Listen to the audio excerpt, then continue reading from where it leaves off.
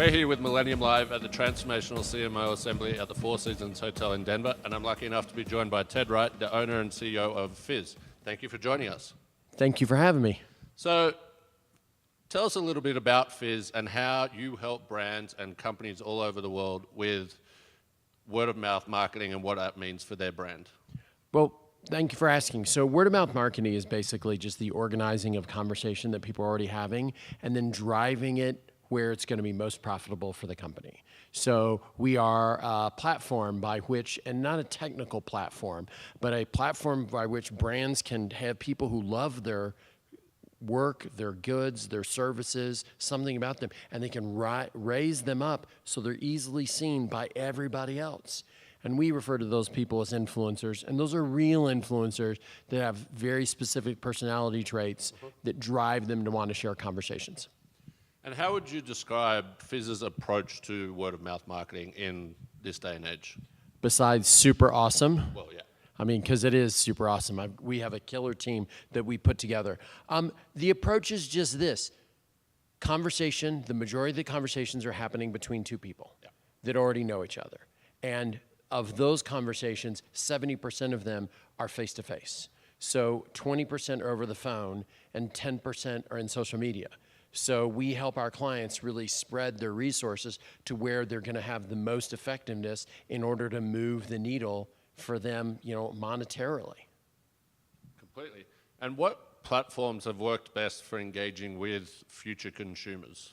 So the platform that works best is the same one that's worked for the last 3,500 years, which is two people who know each other, talking to each other, and having a conversation. Yeah. I mean, that is just every piece of research out there, everything is like, this is what's going on. Now in 20 years, will it be different? When we have quantum level computing and maybe we have implants in people's heads? Possibly. But I'll be dead or retired on Barbados, so it won't matter to me anymore.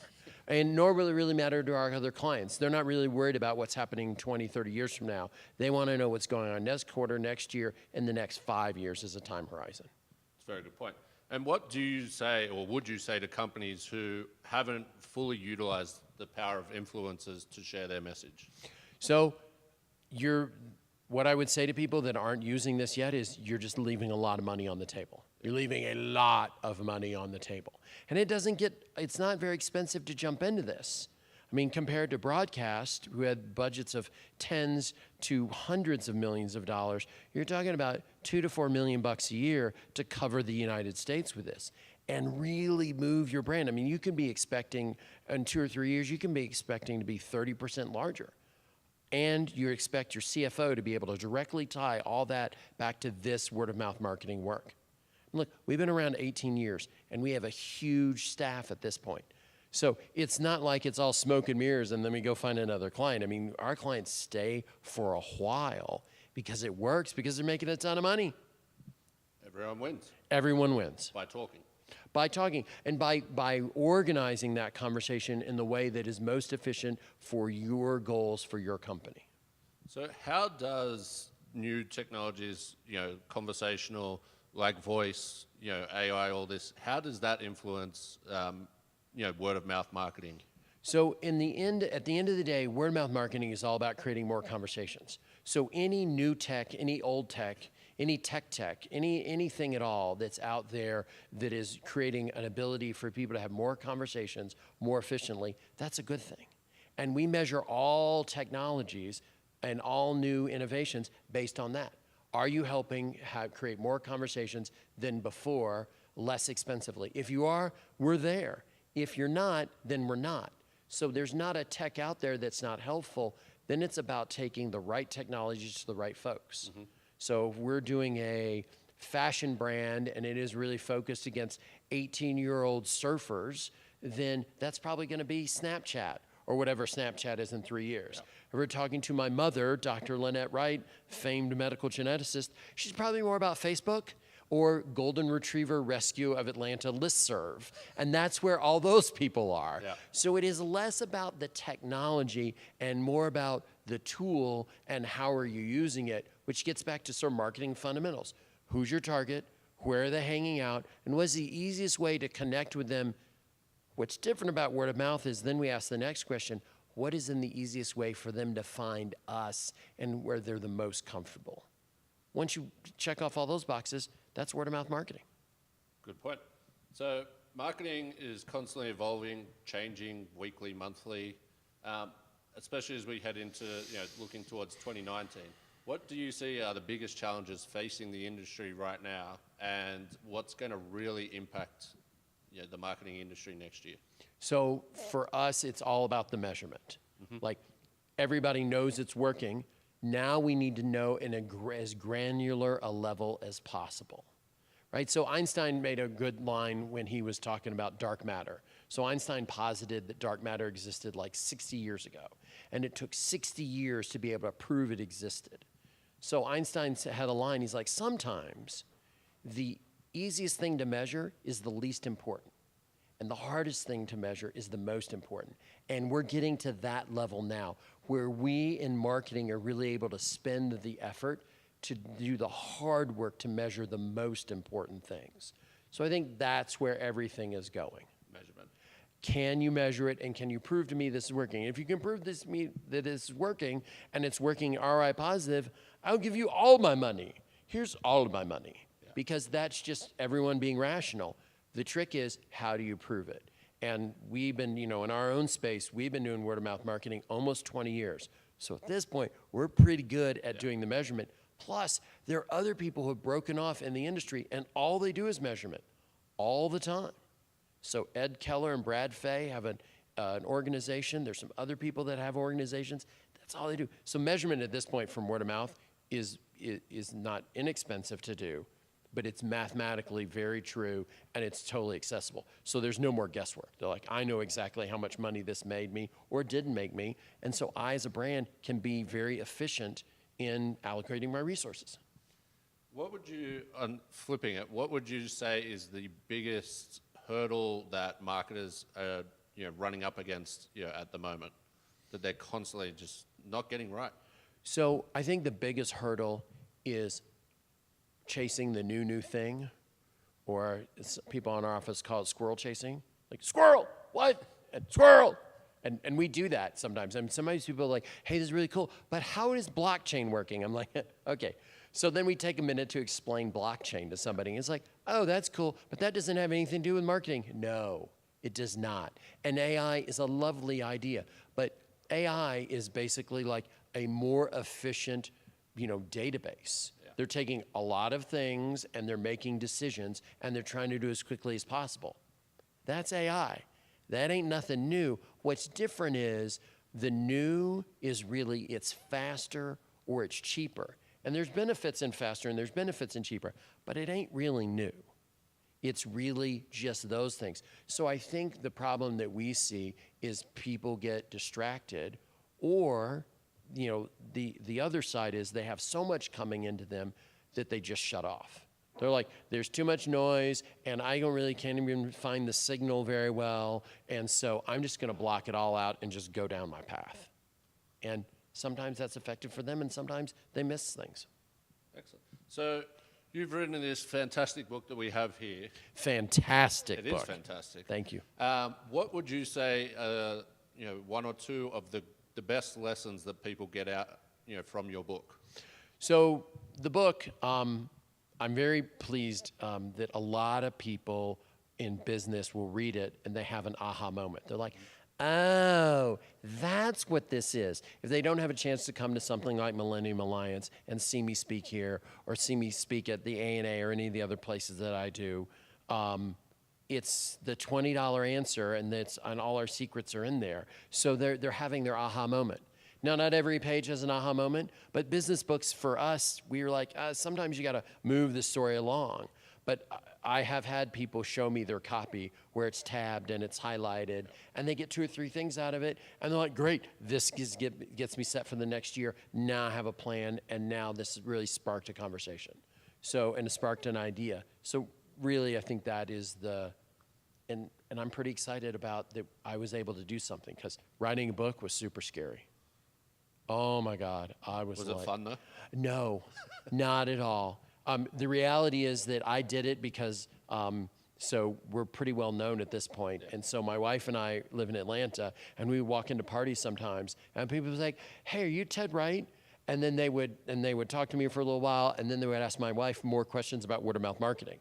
And my wife is a very well-known and well-regarded architect, not a word of mouth marketer. So one day we're driving home from a party, she says, "You are going to create something that I can just put in my purse and hand people." And then I didn't do it for about 6 months, and then she came to me and said, "No, seriously, like you have a year, I need you to get this done."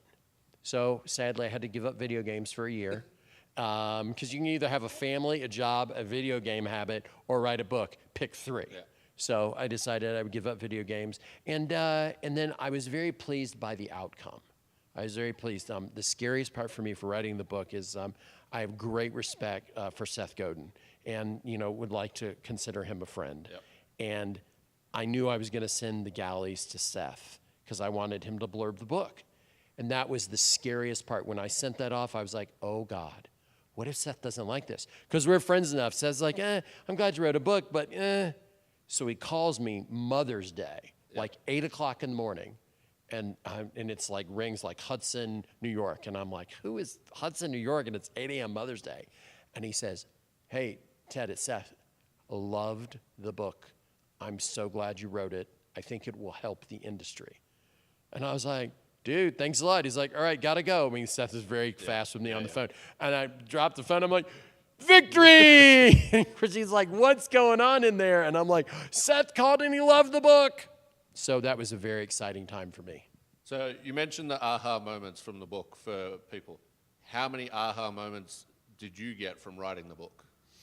Aha moments for me for writing the book. So I've been doing this a long time, and I've been making notes about, and obviously, I give a speech or two on this. So the aha moment, that's a great question. I think the aha moment for me was what the process of writing, and also what is the process of marketing a book. I take that back. I actually have a better aha moment. The aha moment for me, for real, for writing this book, was that publishers don't really care what the book is about. Interesting. They don't. I was shocked. I was going in there. I was all ready to have this conversation. This is what the book is about, and this is why it's important. And they wanted to know how many people you knew, what was their social media like, and then how many people of your companies that you knew would probably buy this book. And so, which was great, because as a word-of-mouth marketer, I got to explain to all these publishers how that social media followings didn't really make a difference, and then the numbers are mostly fake. And I took them through all these details, and they're just slack-jawed. And then they were like, because they wanted to know, they basically want to know how many copies they know as a minimum they can sell. Yeah. And I was shocked by that, because I thought book writing was like you see in the movies.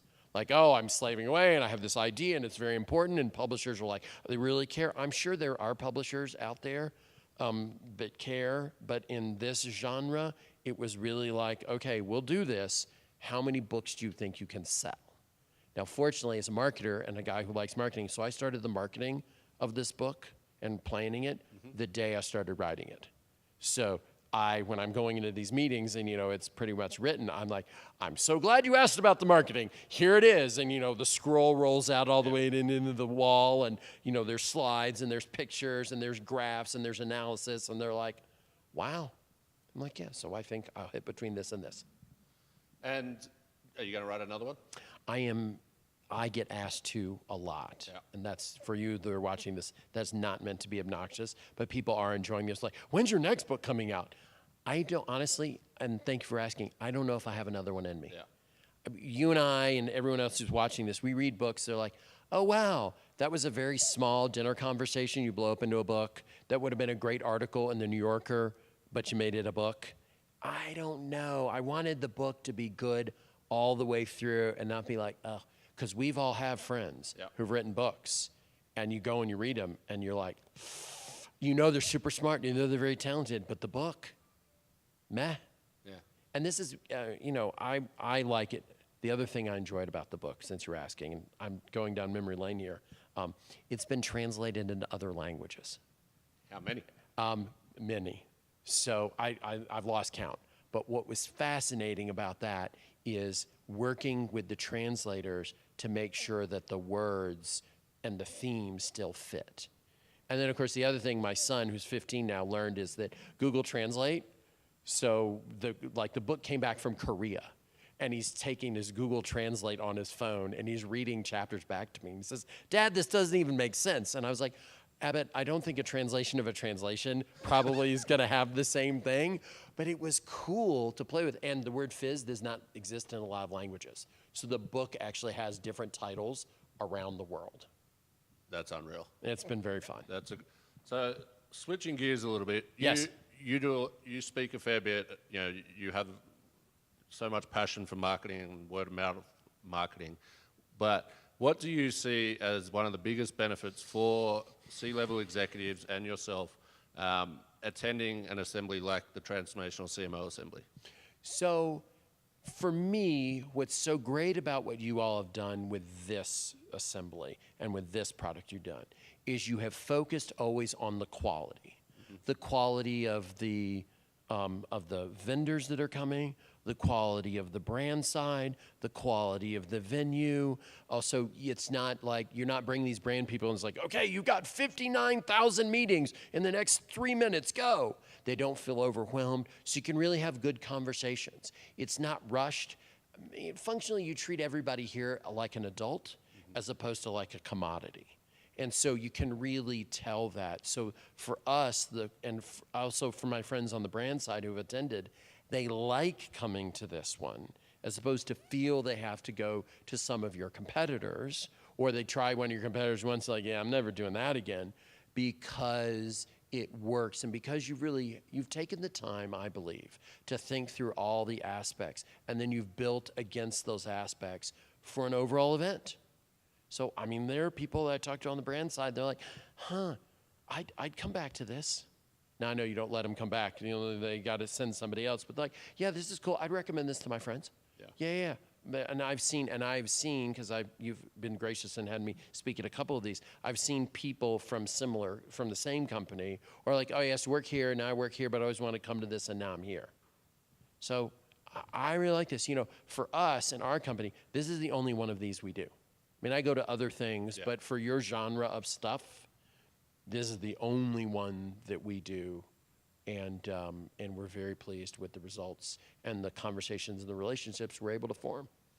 Yeah, and I think it's that relationship. You know, someone was saying earlier today, you know, just being able to have a conversation and not feel rushed and chasing around, you know, at a bigger event. Yes, and it is, but it is really that way. You know, it's really that way from the jump. Like, it just doesn't seem like you're hurting us. It seems like you've created a platform, you've created a space for us to get together. And then however y'all use it, we're pretty good. I mean, you've got some structure in there, but not a whole lot. If there's a lot of opportunity, just like, oh my God, I love you, and let's go talk some more. Whether we're talking about business or our kids or what we're gonna wear for Halloween costumes, whatever's going on, that's the conversation.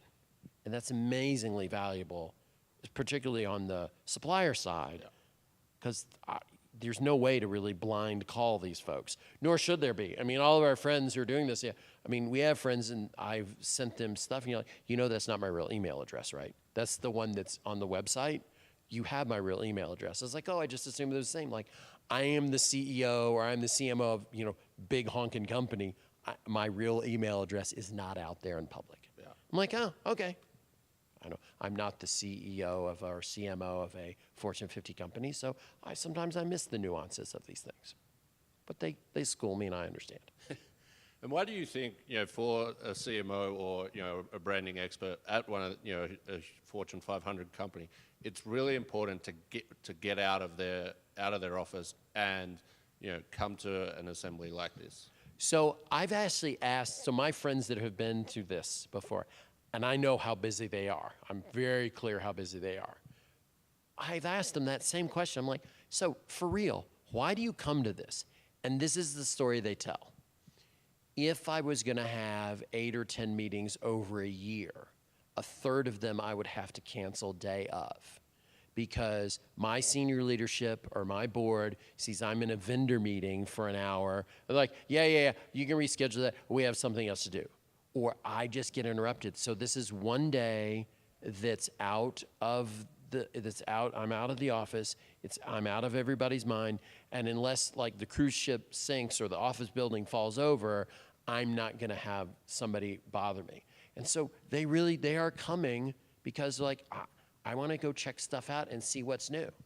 Sometimes they have something to, because I've asked, I was like, because we're trying to figure out how to optimize if we're coming to this. And like, it's just good. We're just out there seeing what's happening. And it's efficient. They get their whole year done in like a half a day. Yeah. And they're super excited about that. And then they fly home. So what would you say for you and for Fizz is been the biggest takeaway, from this assembly here in Denver? What's the biggest takeaway?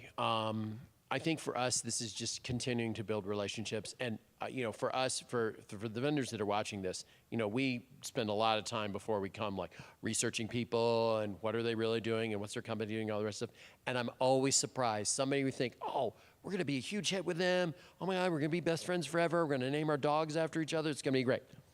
Like 3 minutes in, they're like, not for me. And then somebody that you're like, what could they ever need to us? They end up being like, okay, I need this, this, and this, and can you start Tuesday? So for us, now we still do all the research, but now it's just like, we're gonna wade in, and we're not gonna make judgments about people and play guess the client's mind, because you don't know. We don't know that somebody is about to get sold because it's not public yet. Yeah. And so we have had that here where people are like, super interested, but I think you should watch the news for the next month.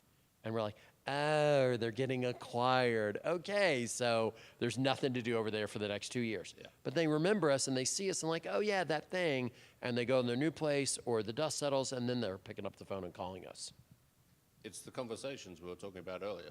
It is the conversations. For us, it really does marketing it really comes down to conversations between two people who know each other. So can't let you leave Denver in general. So we're in October. What is your number one tip for a marketer for 2019?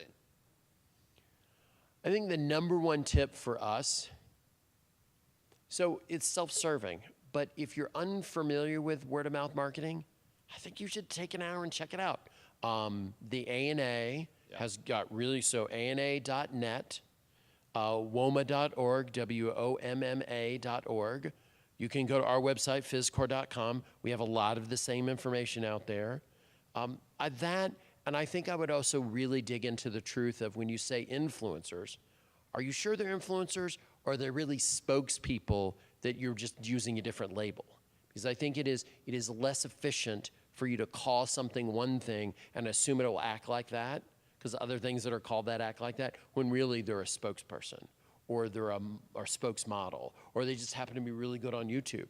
All valid things. None of them work just like each other. So that separation between actual influencers and people that are just calling themselves influencers, probably ought to take an hour on the flight from Dallas to Chicago, whatever you're doing, take an hour and really think about that. Like, is this really what this is? Because if it's not, let's use it for the way it really is. Fantastic tip. Ted, thank you very much for joining us here at the Assembly. It's always a pleasure to have you. Thank you very much for having me. I appreciate it. And we'll see you again soon. We will.